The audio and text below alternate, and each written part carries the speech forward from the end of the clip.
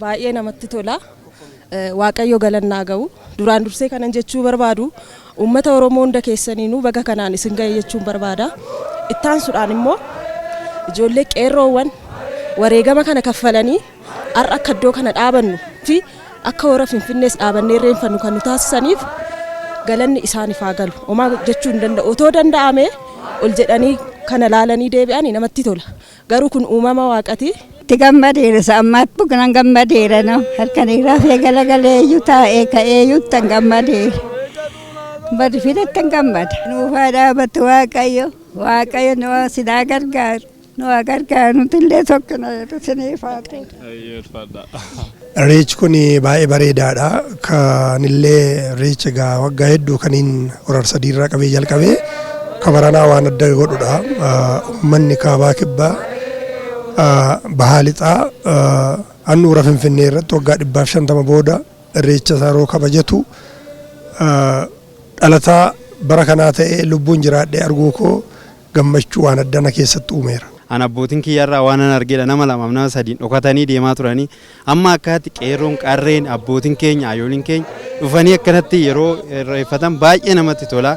Warroonni osoo kanan arganni darban sun waan hin jedhu qabu isaanii waaqayyo biyyee isaanitti taasisu irreecha kana qabannee amma dhumaatitti amma ijoollee dhaloota duuban dhufanitti irree dabarsinee akka deemnu qeerroodhaafis qarreedhaafis uummata Oromoo hundaanuu baay'ee dhaamuun barbaada.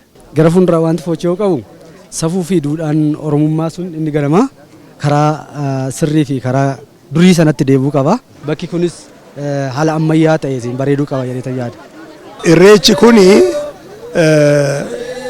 tokkummaa Oromoo keessatti utubaadha.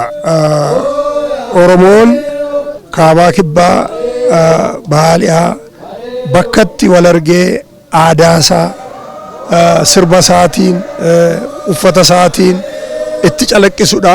Kuni tokkummaa uummata Oromoo keessatti riqicha guddaa waan ta'eef irreechi kuni waggaatti baanee kabajuun kan nurra jiru ton ta'in akka institutionitti ta'ee akka dhaabbataatti ta'ee waajjira mataasaa qabaatee bakkatti waaqeffatu qabaatee itoo hundaa'ee uummata kanaaf uummatuma gaanfa Afrikaaf waa bu'aa qabeessadha. Sababni isaa irreechi kan ijoollee kushiiti.